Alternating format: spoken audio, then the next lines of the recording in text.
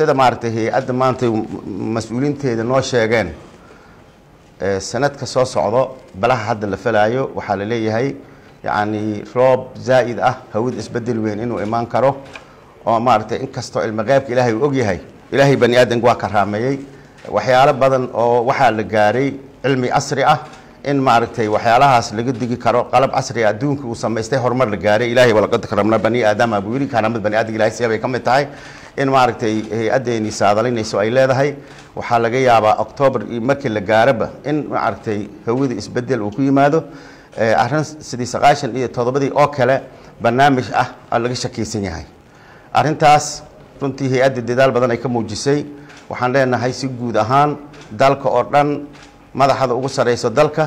iyo maartay shacab weynaha Soomaaliyeed dhamaanteen inaan garab istaagno hay'adda awaamirta ay bixiso iyo dignaha ay bixiseen loo dhagan nuglaado si maartay khataraha looga badbaado la iskaga kaashado aqoontooda looga faa'iideysto arrintaas guud ahaan ummadda Soomaaliyeed baan ugu digaynaa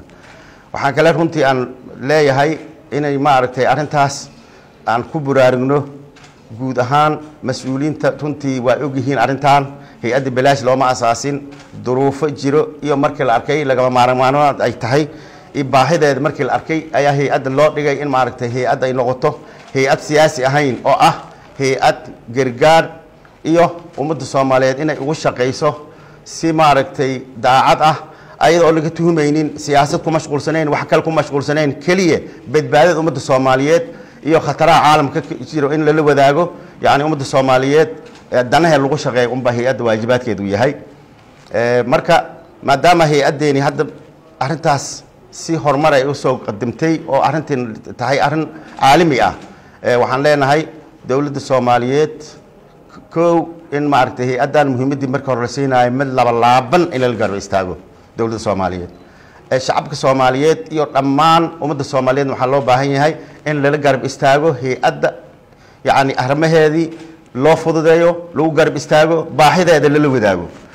mid kale caalamkana waxaan leenahay runtii Soomaaliya waa ugu mahadcelinaynaa adduunyada burburka intaan ku jirnay sidii noo garab istaagtay iyo waxyaalaha nala qabtay yaani guud ahaan caalamka maartay waa nala dadaalay wadamada ku kala badnaadeen laakiin yaani Soomaaliya waxay og tahay in maartay burburka iyo dhibaatada ku jirtay in garab istaag badan loo sameeyay waan ognahay dawladaha sida gaarka ah dadaal dheer ay u sameeyeen waan ognahay marka arrintaasna waxaan leenahay hay'adaha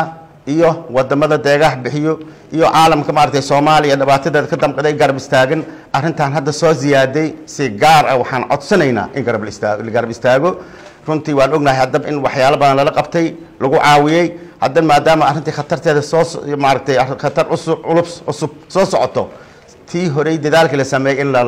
laabo taasaan ka codsanaynaa caalamkana si guud ahaan si gaar ahaan hay'adaha iyo wadamada si gaar ah arrimaha Soomaaliya ugu damqanayo arrintaasaan ka codsanaynaa idinkoo aad ugu mahadsan wixii hore loo qabtay runtii waxaan dhihi karaa hay'adda maanta waxay degan tahay dhismooyin muddadii koobnayd hay'adda jirtay yaani siday u dhisteen xaruntooda iyo horumarka ay sameeyeen runtii aad iyo aad baan ugu mahadcelinayaa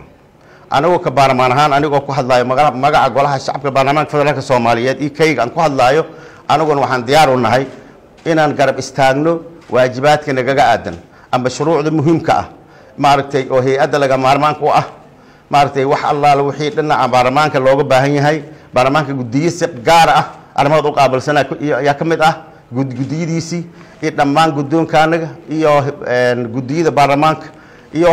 yaani wax allaal wixii dhinaca baarlamaanka looga baahan yahay gaar ahaan golaha shacabka diyaar inus banahay waan garab istaagayna waxaad ogaanaysiin baarlamaanka ummadda Soomaaliyeed guud ahaan u shaqeynaya hay'adda muhiimad gaar ah siin doona garab istaageed hadii Allah insha Allah